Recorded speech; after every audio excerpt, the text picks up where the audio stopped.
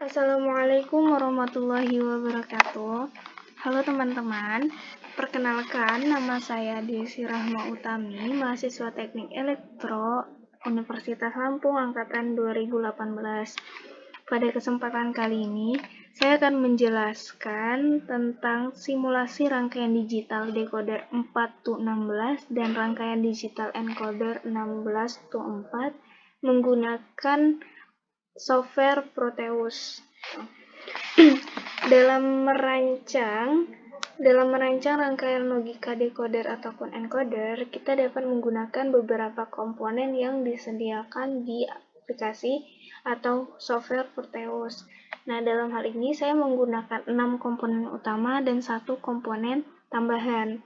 Nah, komponennya itu yang pertama ada power. Power di sini berperan sebagai inputan yang bernilai 1 atau inputan yang bernilai high. Kemudian komponen selanjutnya adalah ground.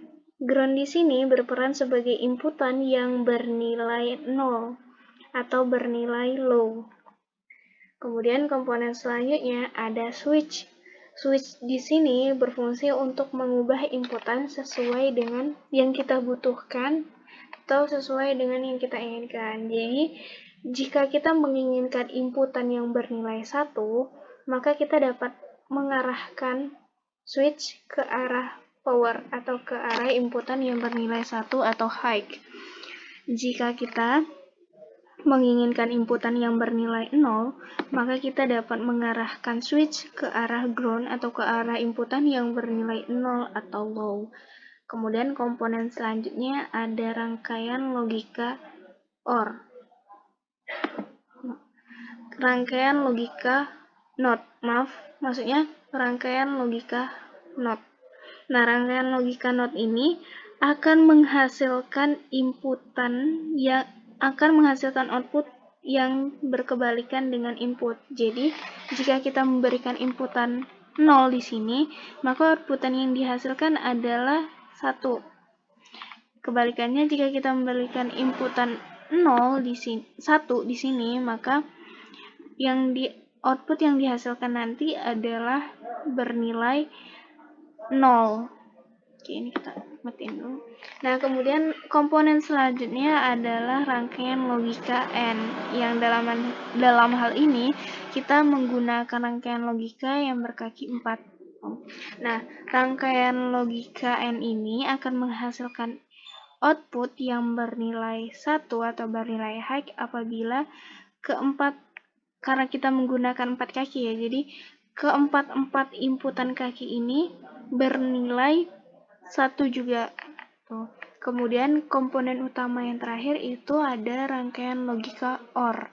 Nah, rangkaian logika OR di sini kita menggunakan rangkaian logika OR yang berkaki 8. Nah, rangkaian logika ini akan menghasilkan output yang bernilai 0 apabila ke-8 input ini bernilai 0. Kemudian untuk rangkaian tambahan atau komponen tambahan itu ada LED. Nah, LED di sini sifatnya opsional, jadi bisa dipakai ataupun enggak, atau bisa digantikan dengan komponen elektronika yang lain. Nah, di sini saya menggunakan komponen LED untuk mempermudah kita dalam menganalisis rangkaian decoder ini maupun rangkaian encoder.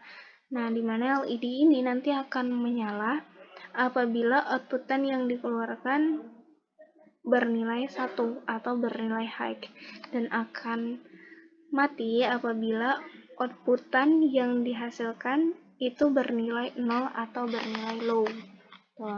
Nah, di sini ada 2 rangkaian ya. Ada rangkaian decoder dan rangkaian encoder. Nah, rangkaian decoder di sini jika kita lihat akan inputannya itu jauh lebih sedikit daripada outputnya. Sementara encoder kebalikannya. Inputannya jauh lebih banyak daripada outputnya. Nah, baik rangkaian decoder maupun rangkaian encoder itu sama-sama berfungsi untuk mengkonversikan kode. Cuman bedanya kalau rangkaian decoder ini, dia berfungsi untuk mengkonversikan dari kode yang awalnya BCD menjadi kode desimal. Tuh. Kalau encoder itu kebalikan dari decoder. Kalau decoder dari BCD ke desimal, maka rangkaian logika encoder ini dari desimal mengkonversikan kode dari desimal ke BCD. Tuh. Oke. Untuk mempermudah, baiklah kita langsung saja ke simulasi, atau untuk membuat kita lebih paham, kita langsung mensimulasikan rangkaian saja. Oke, kita simulasikan. Nih, jadi jika kita memberikan inputan 0, 0 atau low pada rangkaian decoder, maka rangkaian decoder akan menghasilkan output berupa bilangan desimal 0. Kenapa menghasilkan bilangan output desimal 0? Karena lampu LED yang menyala di sini adalah lampu LED yang berada pada rangkaian logika di bit 0 ya. Maka menghasilkan bilangan desimal 0. Nah, kebalikannya. Nah, sementara pada rangkaian decoder, rangkaian encoder maksudnya, di rangkaian encoder, jika kita memberikan inputan bilangan desimal 0, maka output yang akan dihasilkan adalah inputan yang bernilai 0000.